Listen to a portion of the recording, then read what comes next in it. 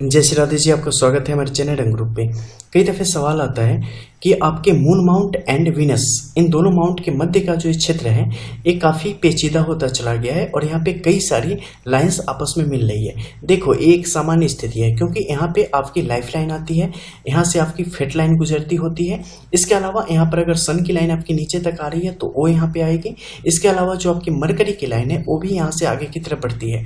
अगर आपके हाथ में हेल्थ लाइन है तो वो भी यहीं से आगे की तरफ आपको बढ़ती हुई दिखाई देगी। तो एक काफ़ी ज़्यादा बिजी जंक्शन है जहाँ सारी लाइनें आके कहीं ना कहीं से एक दूसरे के साथ उस सामंजस्य स्थापित करती है।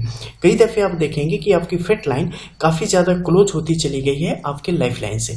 यहाँ पर जो शुरुआती चीज़ है जिस पर गौर किया जाना चाहिए वो ये है कि यहाँ पे कुछ इनेमी सिंबल तो नहीं है। लाइक मान लो कि किसी ऐसे व्यक्ति की हथेली हो जिसमें यहाँ पे कुछ कट्स के साइन हो, कहीं विनस की तरफ से आती जो लाइंस है उसने सीधे इसे खंडित करने का कार्य किया हो, या यहाँ पे कुछ भी आड़ी तिरछी रेखाओं के योग बन रहे हो, कुछ जाल के योग बन रहे हो।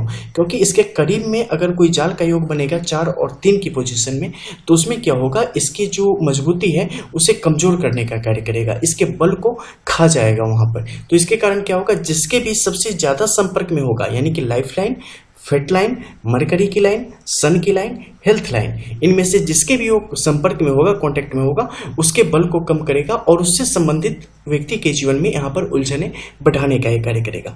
अगर क्रॉस की यहाँ पे साइन अगर आ रही है तो किसके संपर्क में है उसके अकॉर्डिंग आपके लिए तकलीफों को बढ़ाने का कार्य करता है। लेकिन ठीक उसके विपरीत अगर यहाँ पे इस क्षेत्र में कहीं भी आपके लिए त्रिभुज की स्थिति बन रही है वो आपके सौभाग्य को बढ़ाता है।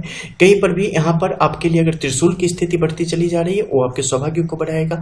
स्क्वायर की पोजीशन बढ़ती चली जा रही है वो आपके सौभाग्य को बढ़ाएगा। इसके अलावा जो ये लाइंस आगे की तरफ जा रही है ना, इस लाइन में सबसे ज्यादा जो खास आपको ध्यान देने वाली बात है कि ये लाइन कितनी ज्यादा गहरी होकर आगे की तरफ बढ़ रही है। क्योंकि ये जितनी ज्यादा गहरी होगी ना आपके जीवन को उतना ही ज्यादा गहरा बनाएगी और जीवन के हर एक क्षेत्र में उसी प्रकार से आपके लिए तरक्की के योगों को निर्मित करने का कार्य करती है। अब इसमें कुछ और चीजें क्या देखनी है कि लाइफ लाइन की सिचुएशन कैसी है। लाइफ लाइन ऊपर से आई है, देखो गौर करना कि जब भी किसी की पाम देखना ना तो हमेशा मैं बोलता हूँ बोथ पाम देखना, ठीक है। नॉन वर्किंग जो आपका हैंड है उससे आप डेस्टिनी के बारे में समझ सकते हैं और जो वर्किंग हैंड है आपका जिससे खाते हो लिखते हो उससे आप करंट सिचुएशन को जान सकते हो। प्लस माइनस 2 to 2 ईयर्स के अकॉर्डिंग उन चीज़ों के बारे में आप समझ सकते हैं। तो यहाँ पे देखना होगा कि जीवन रेखा उस उम्र के अकॉर्डिंग अगर आप वर्किंग हैंड में देख रहे हैं तो किस परिस्थिति में दिख रही है, फिट लाइन किस परिस्थिति में दिख रही है, आपकी सन की लाइन कैसी है, आपकी मरकरी की और हेल्थ की लाइन्स किसके अकॉर्डिंग आगे की तरफ बढ़ रही है और उनका हेल्थ कैसा है। बिकॉज जैसा हेल्थ रहेगा आपके जीवन में भी परिस्थितियां भी उसी प्रकार से ये वहां पे लेके आएंगी। तो ये क्षेत्र यहाँ पे आपके लिए काफी महत्वपूर्ण हो जाता है क्योंकि ये अगर बलशाली रहेगा तो आपके लिए जीवन में योगों को बढ़ाने का कार्य करेगा, शुभ योगों को बढ़ाने का कार्य करेगा। तो इसके लिए महत्वपूर्ण क्या है, महत्वपूर्ण है आपको देख लेना आपका जो ये वीनस का माउंट है इसे, क्योंकि ये वीनस माउंट और मून माउंट इन दोनों के संपर्क से यहाँ पे तैयार होता है। और अगर बेस यहाँ पे दलदल ना हो, अगर मान लो कि ये आपका माउंट स्ट्रांग ना हो, ठीक है, आपका मून माउंट स्ट्रांग ना हो और यहाँ पे जंक्शन पे बहुत सारी लाइंस आके मिल गई हो तो क्या होगा, किसी को उतनी सही तरीके से लॉन्चिंग नहीं मिलेगी, सही तरीके से एनर्जी प्रोड्यूस नहीं होगी। तो उसके अकॉर्डिंग वो आगे कितना बढ़ेगा, अपनी शक्ति से कितना आगे जाएगा, थोड़ा सा आगे जाएगा, जितनी उसकी पावर होगी करेगा, लेकिन फिर तो उसे एनर्जी चाहिए ना पीछे से। तो यहाँ पे एनर्जी देने का एक कार्य करती है। इसके लिए बाकी जो माउंट है उनका भी सपोर्ट इंपॉर्टेंट हो जाता है क्योंकि जीवन के किस क्षण में, किस उम्र में, किस तरीके का आपके जीवन करवट लेने वाली है उसे आप नहीं जानते हो और उस करवट को आपका कौन सा माउंट प्रतिनिधित्व उसका करने वाला है, प्रोड्यूस उसे करने वाला है, एनर्जी उसे देने वाला है, उसके अकॉर्डिंग उस माउंट की उस सिचुएशन में बेहतर अवस्था होनी चाहिए और लॉन्चिंग पैड की तो हमेशा ही एक बेहतर कंडीशन यहाँ पे अनिवार्य होती चली जाती है।